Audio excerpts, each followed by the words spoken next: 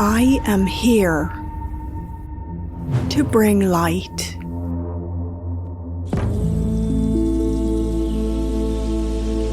It's about healing. Mind, body, soul. Don't ever settle. Find your purpose. Find the answers. Don't hold back. Achieve maximum success.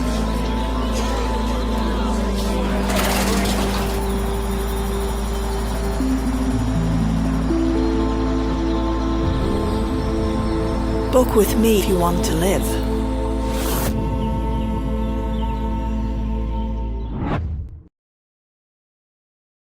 Let me use this analogy. You're on a freeway, a motorway as we call them in Britain, and the motorway is taking you to infinity beyond the simulation. It's taking you to the true I, the state of pure awareness. Now, if you need, we can come to this, if you need, as these entities or consciousness that have created this simulation, if you need to keep people in it because it's giving you an energetic sustenance that you can't get any other way, then you've got to stop that journey to infinity. Because when you get further enough along that freeway, you are out of the simulation. And that is the worst nightmare. For reasons I'll come to, they are feeding off low vibrational human, emotional, and mental energy. So they need to keep us here. And that's why you have the trap of karma, and you have the trick of the fake heaven and the fake afterlife realm, the astral, because it's to keep you there so they can keep bringing you back, telling you you've got to learn lessons to evolve into the human world, where overwhelmingly this, what's called by many people now loosh, this low vibrational human energy, is generated through all the challenges that people have and all the wars and all the things that happen and all the suffering. And all the depression and all the anxiety and all the fear, the base emotion of all of it, they need us to keep coming back. That's why I said earlier, I concluded that if you left the body after an experience in this reality, you'd overwhelmingly say, I'm not going back there, but you have to be brought back here. And so this freeway has slip roads on it, slip roads galore. To stop you getting to that infinite self that you really are. So religions are slip roads, and they operate in this reality. So if you are believing in Christianity and you leave the body and an image of Jesus appears, you're going to do what Jesus says. And you know, we've talked about how, and I talk about it in greater detail in the reveal, how these projections can be created in a designer way to fit your belief system. Same with Islam, same with Hinduism, any of them. And so then there's the New Age slip road, where you talk about reincarnation, but you see it as a way of evolving, and past lives, and I've been this in a past life and that in a past life. Oh, really? I am sorry. And so that's another slip road. And what I'm finding, and I did mention it briefly earlier, is this extraordinary cognitive dissonance that will not face reality, that will not face that this is actually a trap, and that, quote, God, as you perceive God, didn't create it. It was a very inverted, distorted state of awareness, detached from what you call God, or detached in a way that's not influenced by it, that created this, and that the energy or the consciousness that expresses itself in different form, like entities and what have you. Christianity talks about the devil, Satan, and demons. Islam talks about shaitan or iblis and jinn. Gnostics talk about Yoda Baoth, the demiurge, and archons, Greek for rulers, and so on and so forth. You find this same theme all over the world. The theme of a non-human force manipulating human society from the hidden, which is almost everything to human perceptual sight. And people don't want to face that. So they go into a state of cognitive dissonance where they try to explain the horrors, suffering, and conflicts of this world and deprivations of this world in a way that still can be explained through its God's will. And to do that, you basically disappear up your own backside trying to find a way of explaining it. So this is why, you've got the New Age that sees the suffering and says, well, it's your karma, or it's you're just learning and evolving. Hold on a minute. When I leave here, am I aware that of a much greater reality, and I can put this into some kind of perspective? Oh yeah. Well, why do I need to come here then? Right? I mean, why do I need to come here? But and what is this learning thing through lifetimes? It's like saying you went to elementary school and then you forget everything as you go to high school. So exactly. You don't build on it if you forget everything. So how can you build on your learning? It doesn't make any sense. What you're going to do is you're going to go back and learn what we're going to make you forget. It's like, it's like deep breath, take a step back, look at it again. But I really do think, we've hit on a big area here where people just don't want to face the fact of the situation that we're in. Therefore, they try to explain it away in some kind of positive way.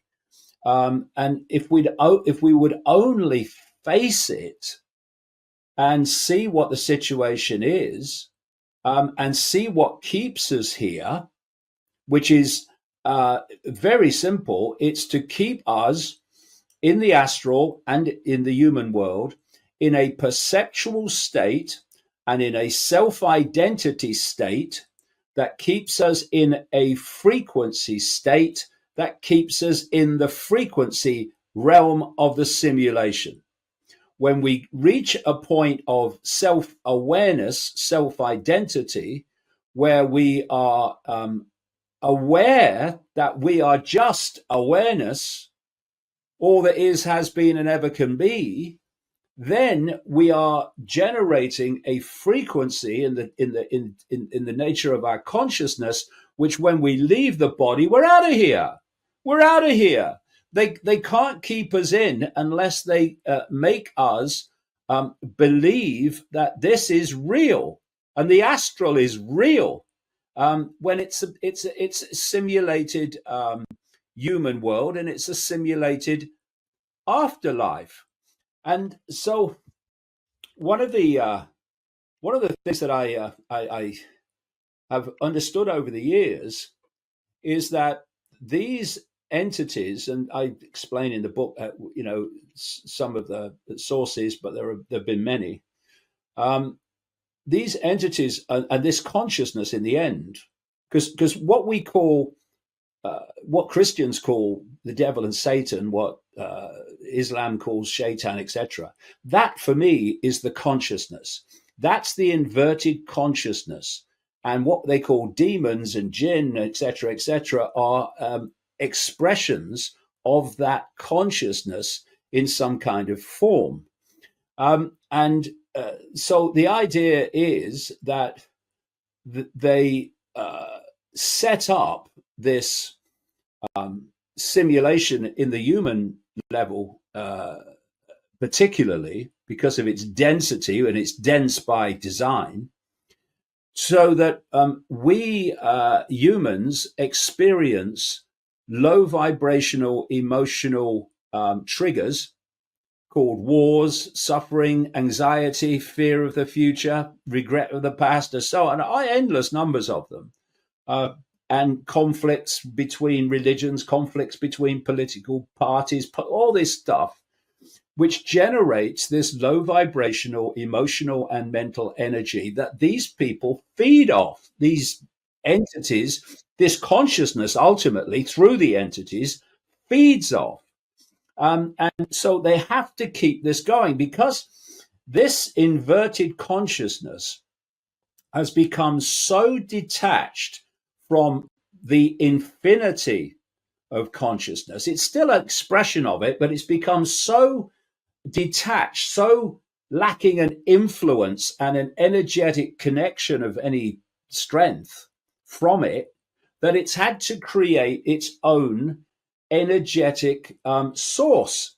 So when you had in the Matrix movies the Morpheus character holding up a battery and saying the Matrix is a computer generated dream world designed to turn humans into one of these, that was a profound truth being spoken in an apparently fictional movie.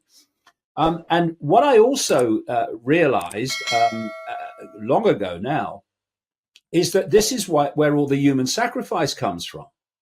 You know, I realized in the early 1990s, in early mid 1990s, that these major players in this global cult, this global cult, this global network of secret societies, is imposing the will on humanity of these entities of this consciousness. They're basically just, if you like, agents and assets of this operating in the human realm to impose the will of this non-human force. And so I realized that these major players in this cult were taking part in satanic ritual and human sacrifice. And it's like, why? And then you look back and you see how it was done in the open in those days before humanity grew up to the point where it was not acceptable anymore. They would sacrifice people, often children, sacrificing young virgins to the gods is code for children, just as these people do now. And it was an offering to the gods. So the next question, obviously, is, well, what do the gods get out of this then? And then you realize what these satanic rituals are doing, and this is why they're using the same rituals now they were in ancient Babylon, etc., is because of the nature of how the ritual impacts upon the energetic field and on the person involved. They are designed to generate maximum terror in the victim. And that terror is a very powerful, low vibrational energy which these entities feed off. And that's the gift to the gods of human sacrifice. Now, when someone's in an emotional state, you can see their body language. You can see them in an emotional state. What you cannot see is the energy, the frequencies of that emotional state, that emotion, that mental state, actually being generated by them. Why? Because that's an astral phenomenon. So these entities in the astral, the lower levels of the astral particularly, are feeding off that astral energy that we're generating as emotion and mental states. And they're certainly doing it in these rituals. And that's the gift to the gods that they've been doing, first of all, in the open, and then now in secret, because it's not acceptable anymore. And what also happens is when you generate this level of terror in someone, an adrenaline is triggered that enters the blood. And that is drunk. That blood is then drunk with this adrenaline in it, by the Satanists who are taking part in the human world and conducting this ritual. This is where adrenochrome and all that stuff comes from. Um, so the more that you keep pushing, okay, I think I know this. What don't I know? The more you push that and push that and push that, the further and further and further and further away you get from Trump is the savior, or Harris is the savior, or whatever. The further you get away from that. And what's happening in this hijacked alternative media is that focus of attention on only that level, that tiny, tiny level of what's going on, is what so many people focus upon. When with the real foundation of the conspiracy to control humanity is to trick them into believing they are experiencing a reality that's nothing like the reality they think they're experiencing. It's to control perception on that basic level of being in a world you think you're in when you're not, and to generate the sustenance of your prison warders without any idea that that's what you're doing. That is the real level of human control. And of course, even beyond that is, how do we stop coming back here in this wheel of samsara business? Because if they can control your perception to the point where your frequency stays within the walls of the frequency walls of the simulation, you ain't going anywhere. But if you can reach this point of self-identity, of I am awareness, I'm beyond all of this stuff. It's all nonsense, not just some of it, all of it. And this is the real me. Then you are in a vibrational state. Out of here, gone. Bye. See ya. And that is game over. That's why I am so passionate in exposing and pointing out to people why this hijacked alternative media, which for many ways has become the mainstream, not alternative, but even the mainstream media now, why that is so important for people to see through. Because all this, the real way out of this nonsense, is lost to you when you're there thinking Trump's your savior. In the book you write, in the new book, The Reveal, you write, there are three major types of beings in the simulation: divine spark projections, soul incarnations, and AI directed non-player characters being played by the game. And that is part of and you point that out. You point out how there has been a population explosion in the last 150, 200 years. But the argument that people are making, we're all one, we're all the same on the highest level. Yes, on the highest level. But if you look at it in our realm, there are so many backdrop people or non-player characters that have the sole role of distracting divine spark from realizing what it is and misguiding it just by sheer masses. If 200 million people walk in one direction, you might think, well, they can't all be wrong. Truth is they are. But that's sort of how that's how this game is played. And that's another incredibly triggering subject, is non-player characters. But if this is a virtual reality game, like any other virtual reality game, you have a lot of characters that don't really have any real role other than being there and maybe distracting you. Well, this is interesting because I would say that without the intervention of consciousness, conscious awareness, overriding the program, the biological computer body program, we're all non-player characters. In this sense, when you watch and listen and read these accounts of people that have some memory of the incarnation process out of the astral, because some come in from beyond the astral and then go out beyond the astral. They just come in to try to do the best they can to explain to people what's going on, and then they're out of here. But those that come in from the and even those are subject to the same thing I'm going to describe.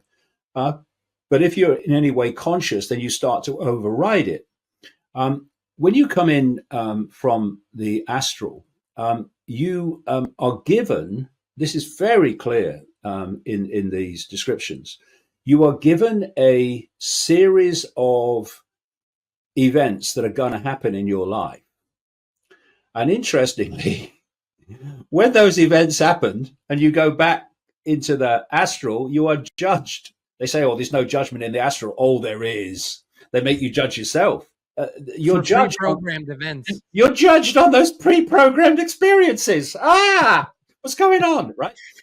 So anyway, you come in, and so how are these pre-programmed experiences set up?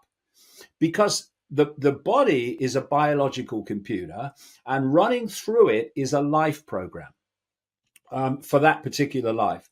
And if you do not override that program with consciousness, which you can change it, make different decisions that are conscious decisions rather than programmed decisions, you are basically being run by the game throughout your life. You know, for me, there's two types of synchronicity. There's the synchronicity where consciousness is attracted to consciousness. And there's synchronicity, which is a synchronicity between programs, between body programs. So you meet someone and you have a relationship with that body program because it's in the program and it's in their program. And you know, this is happening all the time. So on that level, without the intervention of consciousness, you're a non-player character because the game's playing you. What is a non-player character? It's a character in a computer game where the game is playing the character and it's doing everything the character does is being decided by the game. You're not a player where you can impact on the game. You are part of the game, and that's the crucial role of awakening. You know, what is awakening? It's deprogramming.